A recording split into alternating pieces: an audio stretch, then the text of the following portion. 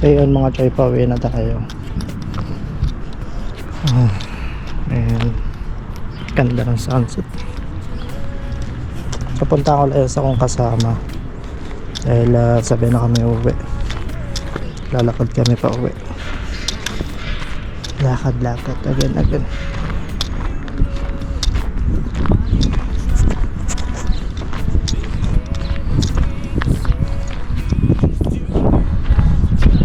So yun, nagkakaroon ng problema sa stock ng warehouse. May mga item na parang hindi na balik, hindi na sole. Yung total of stock wala, maraming nawawala. Ganda.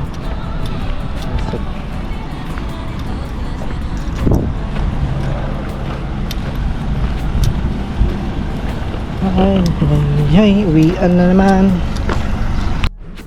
Ito na ako sa loob ng kasamahan ko. Parang wala siya. Tutulog.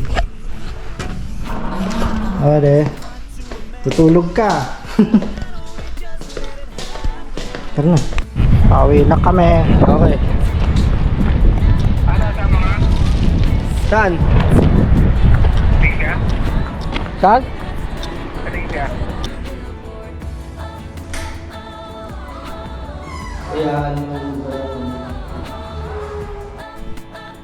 Good day for today's video.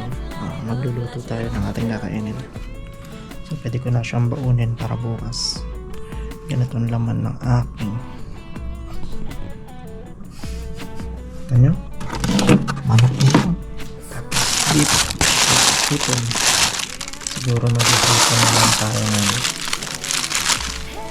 Hipon.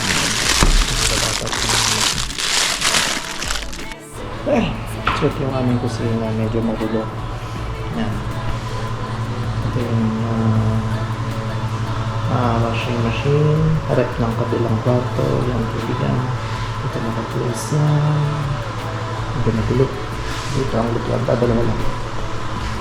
Kaya minsan pag nagluluto, nagakantayan ko na.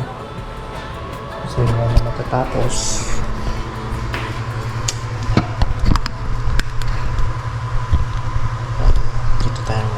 Papainit ko lang yung inulam namin kahapon. Tira.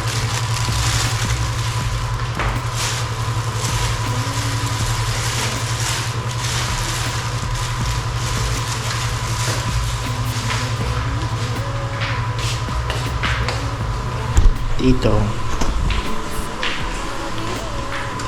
meron kami ditong 250 allowance. 2,250 real. Nasa 3,000 mahigit yun sa atin. Bali yun lang yung ginagastos namin para sa foods namin. Bumibili kami sa Bata kung saan na mayroong mga Pinoy foods. Medyo malayo-layo pa yun. So pag nakuha na namin yun, mamimili kami. Siyempre yung first week of the month namin masasarap ang ulam. Pag nasa date na ng 20, 25, sobrang tipid na, dilata na yung mga ulam. Kagaya na ito. Kasi tuwing Friday, libre yung ulam namin, pagkain namin. Kaya Sabado ngayon, kung anong tira namin ng Friday, yun yung kakainin namin ng magaan tanghalian. Sa gabi, magluluto na kami ng gusto namin para baon na kinabukasan. Ano ng buhay.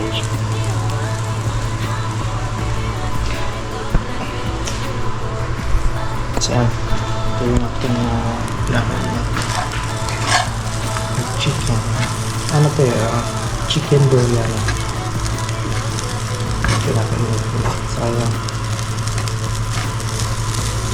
So yun, dito yung hipon. Hindi ko alam kung piprituhin ko o sisigang ko. See you.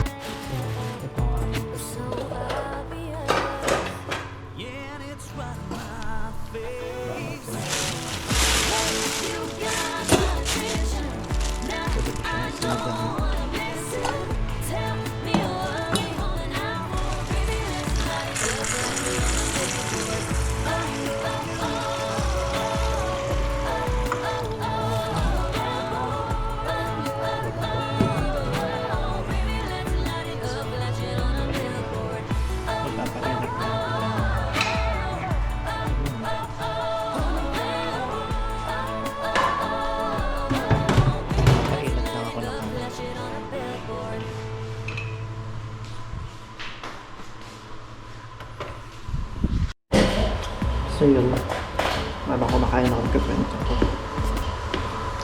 Masarap mag-abroad. Yes, may pera. Pero yung katumbas ng malaking pera, sobrang hirap naman dito. Lalo na dito sa kinakain namin. May gastos ka pa ng pamasahe para makadali ka ng mga Filipino foods. Sobrang light.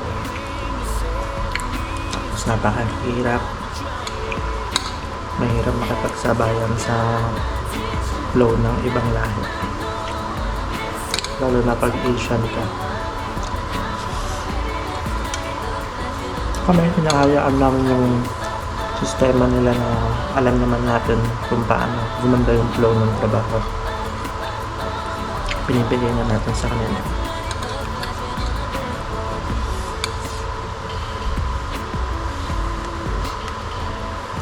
Hindi ko naman kailangan sabihin yung magiging problema. Basta mahirap.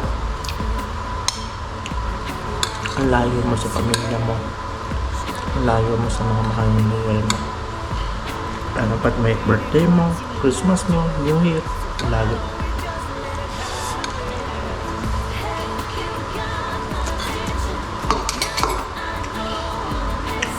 Enjoy lang namin dito. 2 years lang yun, madali lang yung 2 years.